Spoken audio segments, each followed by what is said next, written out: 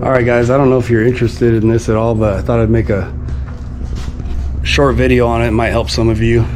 This is my daily. This is a 2002 AF350 7.3 Powerstroke, but this is the truck I drive every day.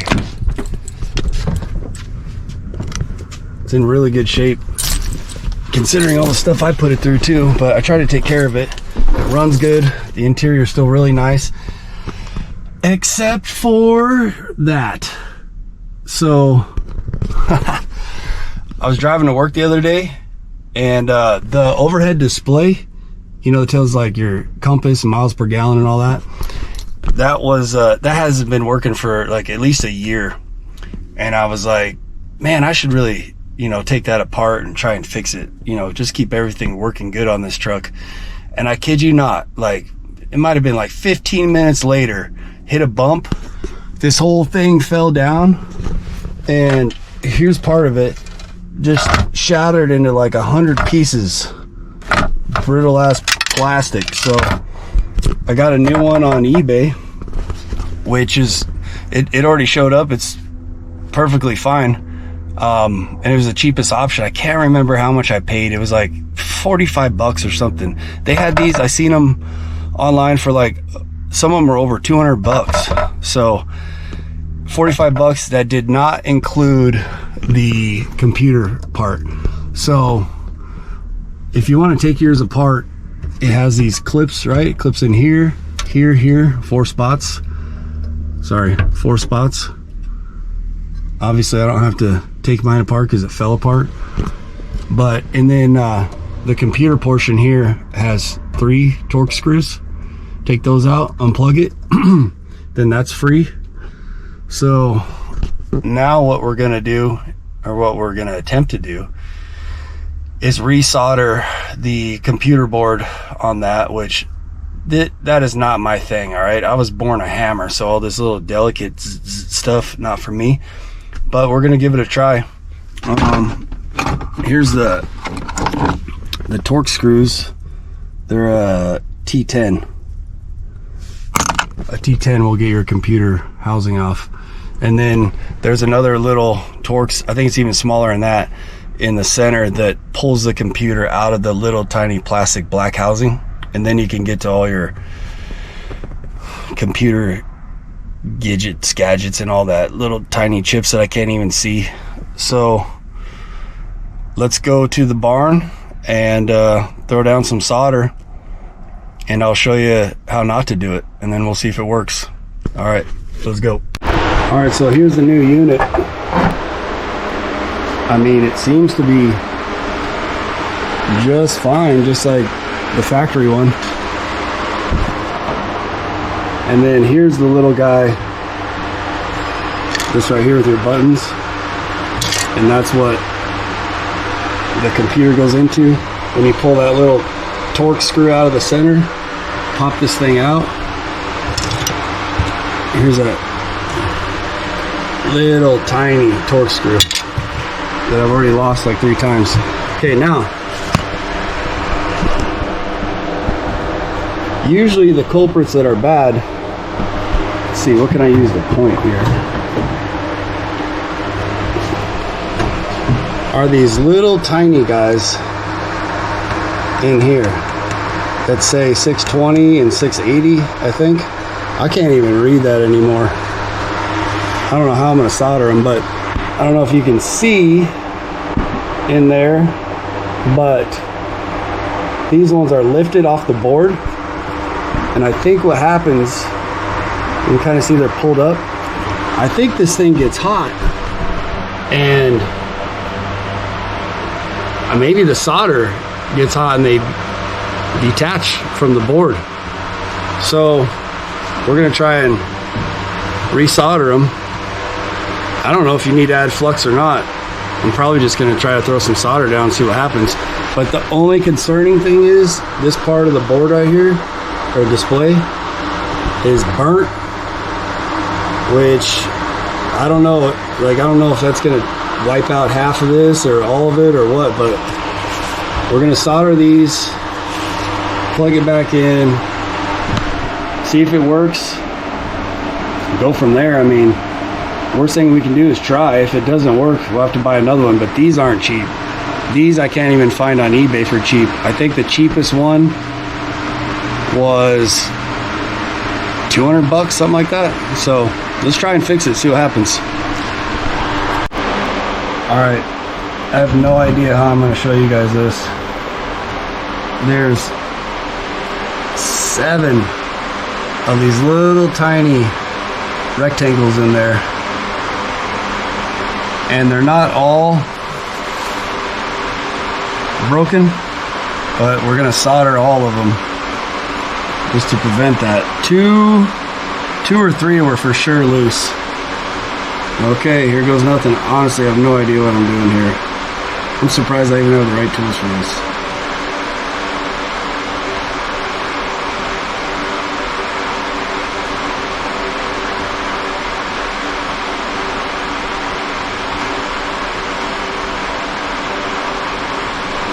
Okay, I think I just burnt the chip, seriously. What are you supposed to do? How do you solder these things? That does not look normal.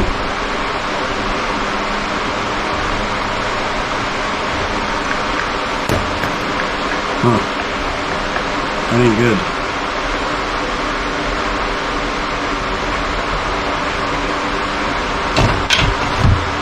Well, this might be a fail, guys.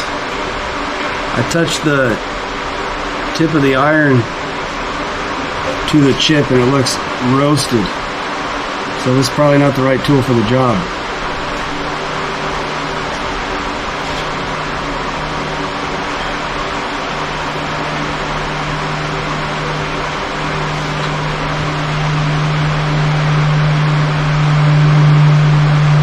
Nope. Sticking to everything but what it's supposed to. Well, we're in it now. Let's just solder it up, see what happens.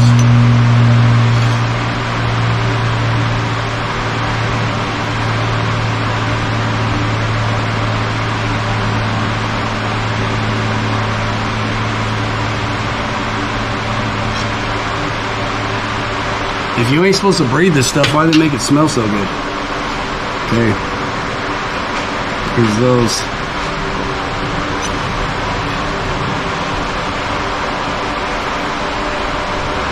This is retarded. Are you allowed to say retarded?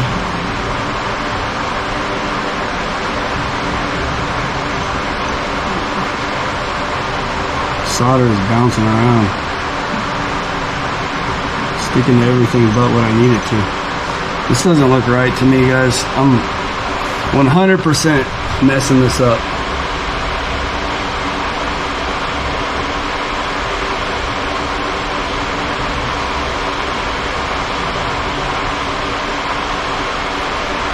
I'm probably unsoldering things at the same time from the heat.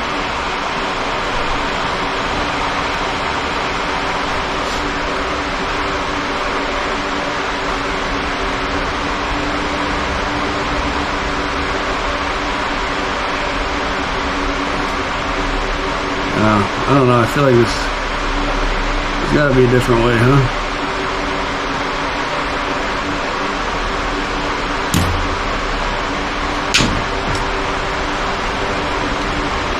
I don't know. Let's try it. Want to see it? Doubt you can see anything. See where I soldered?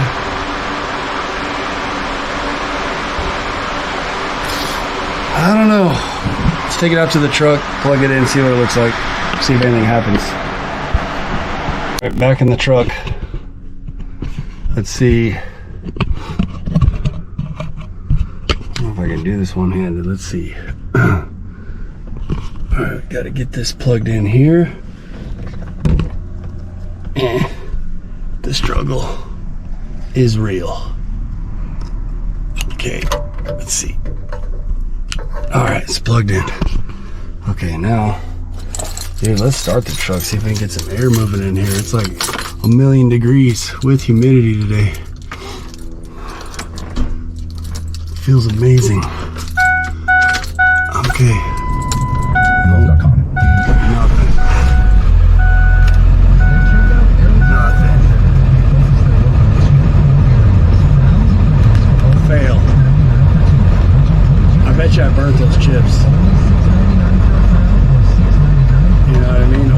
screen, that burn on the screen.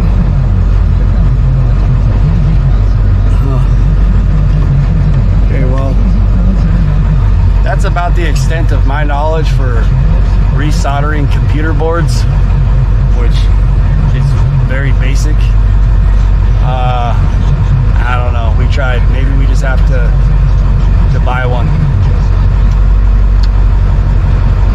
Because even if that is a normal fix for these things, those little chips that come loose, my screen still has that big burnt mark right there, and there ain't no way I can get in there to fix that. So we tried. So I will order one on eBay, and then when I put it back together, I'll show you guys that. Hopefully you guys can do it by soldering it and fix yours for on the cheap.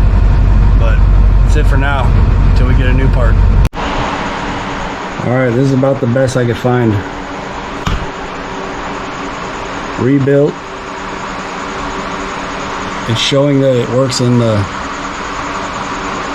pictures on the eBay for $175. So I pulled the trigger on it because what else are you gonna do? I could send this one off to get it fixed for cheaper, but because of that screen, I have a feeling they're gonna tell me that you know that thing, the screen might need replaced, or maybe you can't replace the screen, and then I'm just wasting time. So I bought this one just because I want to keep everything working on the truck. Maybe we'll send this one off. It's like 50 bucks. So when this comes in, we'll put it back together and I'll show you. What's up, my people? It's been a couple days, but we got parts. Fragile parts. So that's the overhead display computer for this guy right here. And let's get it unboxed. Plug it in, see if it works. All right, let's fire this truck up. It's already 200 degrees out. Get some air pumping in here. Sorry about that. Okay, so let's unbox this thing.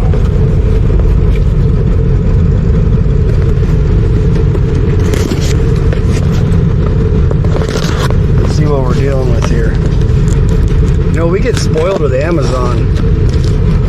Like, oh, what? It's not going to be here tomorrow? The whole shipping thing, that is convenient, but eBay, gotta be a little more patient.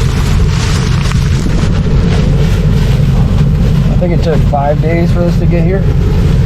So this will be nice though. Hopefully it works, because it'd be nice to get rid of that eyesore, and it'll be nice to have this thing working again. Oh, check it out. It came with the housing. Okay, so I don't need to put that housing back on. By the way, if you guys want to know, that little tiny screw right there that I keep trying to lose, that is a T10 for that little baby screw, and then the screws that hold the housing up in there is oh, those are T10s also? Okay. Yep, T10s for everything around here. Alright, let's plug that in. See what happens. Oh, dude, check this out. You remember that bad soldering job I did on the old board? Well, remember we took that back in here, plugged it in to see if it worked, and it didn't. Well, the next day, I get in the truck, drive to work, and the AC is only blowing defrost. And I'm like, usually that's like a vacuum pump or a vacuum line deal that causes that to happen. But I'm like, what's the odds of that just all of a sudden going bad? So I started thinking, what have I done recently? Oh, I plugged that computer in yesterday. Well, the bad soldering job or whatever is malfunctioned in that thing. When I plugged it in, blew the fuse to the vacuum pump. So that's crazy, huh? So I replaced the fuse, the AC blows out the vents now. But I'm glad I didn't like go through a bunch of troubleshooting on the because down here there's a connection for the vacuum lines. Sometimes that comes undone or whatever. So instead of tearing into all that, I just thought, okay, what have I done recently that could have caused it? Sure enough, popped the fuse. Anyhow, I thought I'd tell you guys that. All right, let's plug this thing in. Oh, let's see if she works. Come on, one-handed. Oh, look at that. 45 degrees Celsius. This thing come from Canada? All right. Let's see here. Mode. Kilometers. Hold on here. There we go. 111 degrees Fahrenheit. Oh, she's cooling off. 110. All right. Back in business. Okay, I'm gonna screw this thing back on.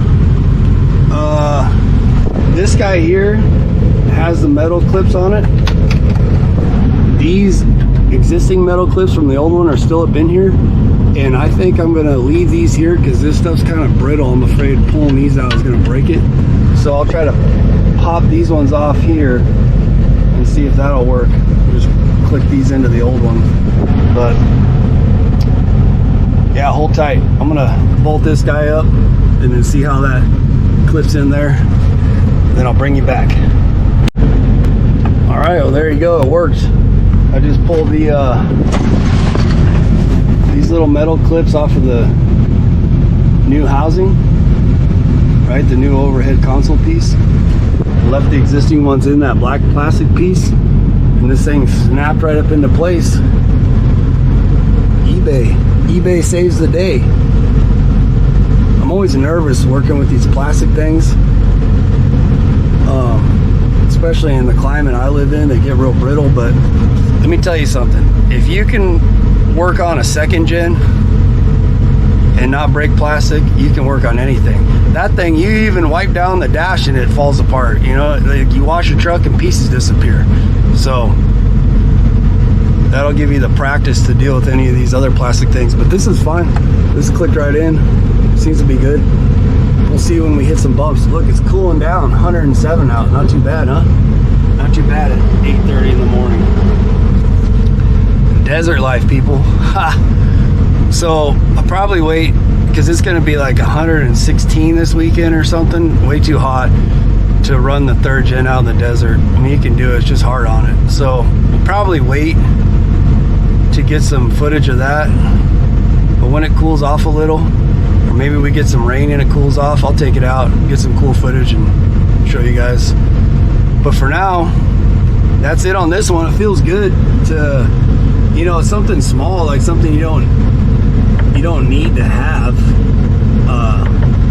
but it just feels good to have everything functioning on your truck, right? And it's like one of those things where if you let that go, then something else breaks, you let that go, and then, you know, piece by piece things just start falling apart and the truck ain't as good as it used to be. So if you can, fix the little stuff as you go and just keep it in good shape. Makes me feel better anyway. So that's it on this one, guys.